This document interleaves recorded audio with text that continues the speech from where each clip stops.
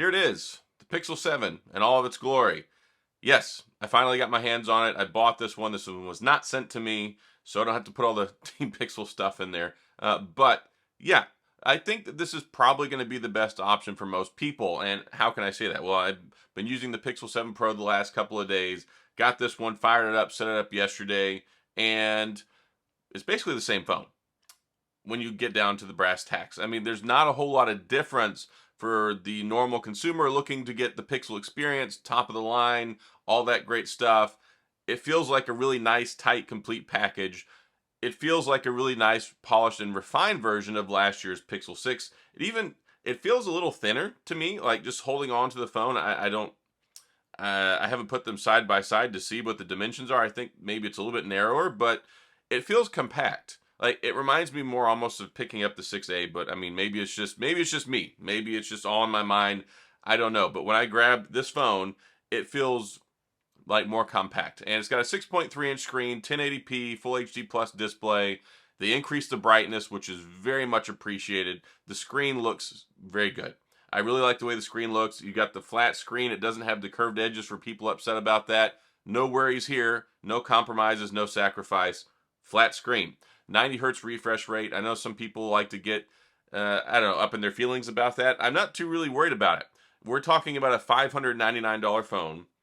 Tensor chip, pixel camera, the 50 megapixel top of the line new pixel camera from last year, 90 hertz refresh rate. I mean, when you look around at the competition, you look at what you get with this phone, this is all intents and purposes a flagship phone. When you compare it to the Pixel 7 Pro, there's only a couple little differences here and there. Like, yes, you get a Quad HD Plus screen, 120 hertz, you get the extra camera, a few little things here and there, but other than some nuanced detail and some pro-level features, this is going to be the one for most people, especially with the price tag, all the trade-in stuff that they're offering, all the different credits and gift cards and all that stuff. I traded in my iPhone SE 2022 at Best Buy, got $475 for it, which is crazy because I only paid $429 for it, and they gave me a $100 gift card. Effectively, net costed me like 25 bucks. So there's a lot of ways they're really making it accessible to get this phone. And the great thing about it is, one, it runs really well. I'm not running into any bugs and stumbles and hiccups and all that stuff. The only issue I did have, which I made a video about this yesterday, put a Reddit post, did a YouTube community post comment, letting folks know if you fire it up and the app for the camera keeps crashing on you, it's because it needs an update. I don't know why this is an issue, and I had this problem. I encountered it, and it kind of befuddled me for a little bit till I was like, okay, let me check. Is the system updated? Got the system updated. It was still crashing. Went and I updated in the Play Store. I checked. Bam. That's all I needed to do. So for whatever reason, it seems like some people's camera app is not automatically updating. And I think, honestly, this may not be so much an automatically updating issue as maybe people are setting it up and not having it on Wi-Fi, so it's not automatically backing it up or updating it. So just so you know, if you fire it up and the camera app keeps crashing on you, all you have to do, just go into the Play Store, download the Google Camera app, update it, you're good to go. I had so many people say, thank you, glad you made this video, it fixed it for me. That's one of the reasons why I'm here. And I know it's not going to be one of those big ticket view videos, it's not going to go viral and get 100,000 views. I really like to provide support for this platform because I think it's a good phone. I think the Pixel series devices are good. I like the security, the Titan M2 chip, all the stuff that Google's doing. Looking forward to the VPN service they're going to have here rolling out later, I believe, this year. I think there's a lot here to like, especially for the price point. When you look around at other phones in the market and you look at, okay, Samsung, you look at Apple, what else is there, right? So really in the US, we have Google Pixel and we have the OnePlus phones. They're kind of both about the same level, I think, probably in market share here in the US, but homegrown company, Google, they make some good stuff. I like what they're doing with the Tensor. You got the Tensor processing unit built into the chip here, which is like 60% more powerful and efficient than last year's Tensor processing unit capabilities with the machine learning, the AI. You get faster processing for your night shots, for your computational photography, all those cool things like your magic eraser and everything else it does on the phone. You really are getting a Google experience with the phone. And I think it looks nice. And you've got, everybody's remarking on the one unibody design here. It doesn't look like stuff's bolted on. It feels like a more complete, comprehensive phone. Very smooth experience. New selfie camera. It has the same ultra wide as last year. I don't find that to be bad though, because the ultra wide quite frankly, as good to me. But with the new one, with the Pro, you get the macro capability, and I do like that. I mean, I'm a Pro user. I'm if I'm going to buy one of these, I'm going to get the Pro. But most people watching this video and who watch my videos, you're going to get 99% of the same benefit. And this is the same thing I talked about last year. Last year, Google sent me the Pixel 6 Pro. This year, they sent me the 7 Pro.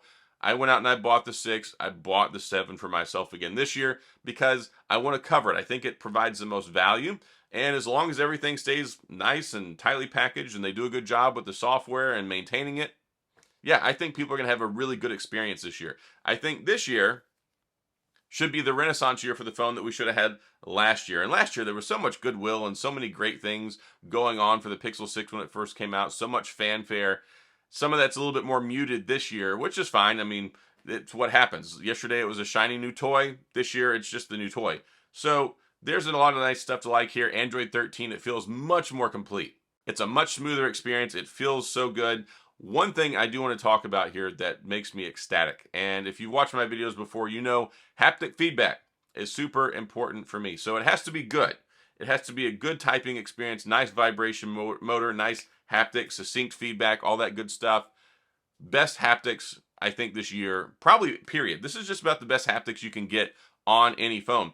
And that means a lot, especially for people coming over from a physical keyboard. I know there's not a lot of those anymore, but if you followed my channel before, if you're a BlackBerry user, BlackBerry fan, this is a great price model, good security, great updates, 5 years of security patches, 3 years operating system updates, and I'm going to say it, the best haptics on any phones that I've used. And last year, the Pixel 6, the haptics felt like they were just a little bit of a downgrade from the 6 Pro. The 6 Pro was amazing haptics. The 6 was very good. And I'm using both of these phones. I've got the 7 Pro. I've got this one, the 7. And going back and forth between them and typing, yeah, it feels pretty much identical to me. I mean, maybe there could be a little bit of a difference, but might just have to be because the 7 Pro is slightly larger. Maybe it diffuses differently. I don't know. Whatever. Both fantastic. So great typing experience. You still got everything else in here. Good sized battery, wireless charging, reverse wireless charging. I wish that the charging speed was better. We're still talking about the 30-watt charging. It's not the fastest in the world. In fact, it's probably pretty slow compared to a lot of other phones. However, it should be. I'm projecting this. I haven't been able to test this out fully yet. I'm thinking it's probably going to get the all-day battery. Most people are remarking it has good battery. Why do I say I can't really evaluate that yet? Because it takes time. Whenever you have Android, especially with Google, it's very heavy on the adaptive battery, learning your behaviors, what it can turn on and off on the phone, what it can cut off in the background, all that stuff. That takes about 5 to 7 days. You can get it as quick as 4 days if you're using your phone all the time, but typically I say 5 to 7 days. Give it about a week. Your battery life, especially day 1, day 2, is not going to be good. You're downloading stuff. You're using it extensively, intensively, more than you normally would because you're downloading, setting stuff up, logging things in, keeping the screen on for a long time. It just takes about a week. And then after that is a very fair time to assess the battery and look at it. I'm hoping it's good. The 6 and the 6 Pro were good for me last year, 5-6 hours screen on time, which is good for me, great for most people because I'm a very heavy user. If it can get me through the day, it can get you through the day. So I'll evaluate that later, but yeah, pretty neat. The lemongrass color, I have mixed feelings on it. If you catch it in a more white light or like a natural light, it looks better. If you catch it with like a yellow light, it looks almost a little on the more dingy, more jade side, and that's okay. I mean, it's not, I don't like it as much as I thought I would. I do think the Pixel 7 Pro, the more green color with that one, I think probably stands out a little bit better. But this one, it does. Some people are probably going to really like it. Some people are going to be like, eh. It's one of those ones where you run into that issue, especially with different contrasts and colors. It's not as safe as a white phone or a black phone or a blue phone. When you get into greens, you get into different hues, mixing it up with the gold and stuff like that. It's really going to very much be an individual taste kind of thing. But overall, I like it. I think it's a good phone. And I'm going to bring more videos on it later. I'm going to have my camera video out here in a couple of days because if you're wondering why I don't have them already, I just got this phone yesterday, right? I've had the 7 Pro for a couple of days. Google does not send this to me a week or 2 weeks early, so I could not drop a full review on this stuff as soon as the embargo lifted a few days ago. So for those of you who roll with me, who watch my videos, who like my content, you're going to get it. It's just going to take a week or so. And also, I'm leaving next week. I'll be up in upper state New York for an actual Pixel event. So yes, I'm going to bring lots of pictures and hopefully some good video content. I'll be up in upper state New York fall time. It's going to be beautiful. I'm going to get some amazing photo samples while I'm up there. So I'll share those along the way, but that might be something to digest in the full review.